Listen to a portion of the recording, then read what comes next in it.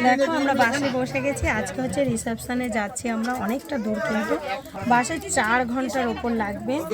তো এই দেখো বাসে সব রেডি, কিন্তু একজন আর ওয়েট করা হচ্ছে এখন।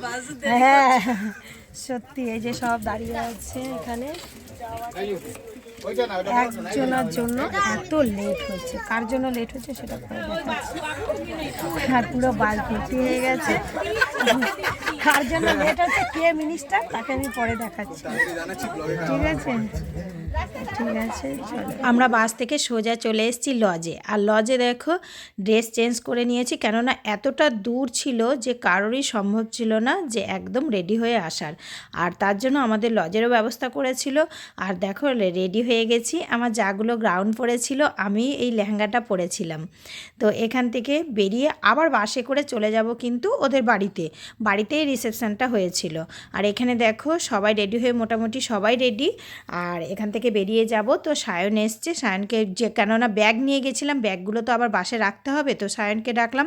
আর সায়নকে দেখো, বাবুটা দেখো কত বদমাস, জুতো পরেছে আর সায়ন পরেছে সাদা ড্রেস, হোয়াইট কালারের শার্ট পরেছে। এইবার সেই বাবু কি করলো, জুতো, সায়ন বলছে আমার পায়ে নোংরা লেগে গেল, এই আমার জামাতে নোংরা লেগে গেল। তো কি করা যাবে, তো নিয়েছে, ও তো বাচ্চা, ও কি বোঝে।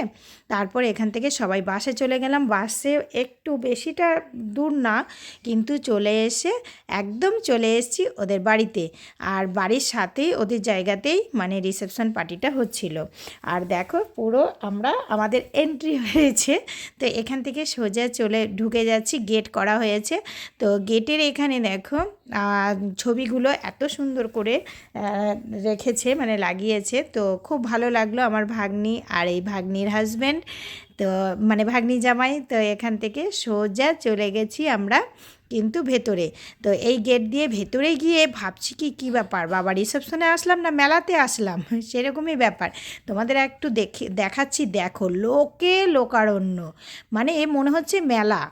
তো মানে এখানে লোক সংখ্যাও কিন্তু প্রচুর ছিল, প্রায় 4000-এর কাছে লোক ছিল।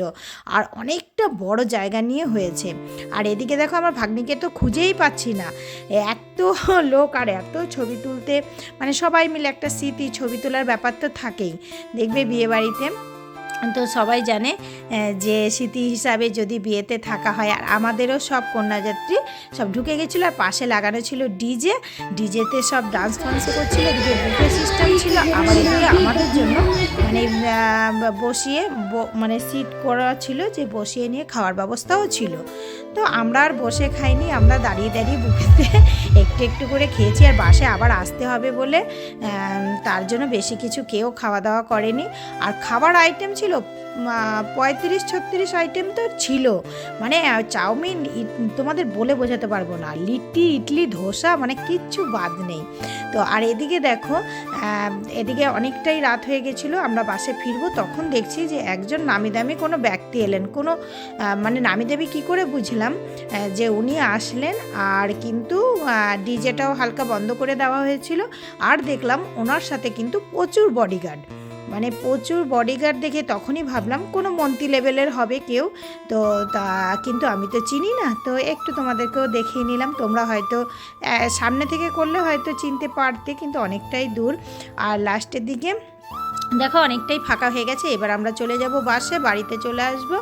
আর এই দিকে দেখো এখানে লাইভ টেলিকাস্ট অনেক জায়গাতে, 3-4 জায়গাতে এরকম লাগানো ছিল, তো ভালোই লাগছিল। আর এদিকে বাচ্চাদের জন্য কিন্তু নাগরদোলার মতো ছিল, যেন বাচ্চারাও বোরিং না হয়।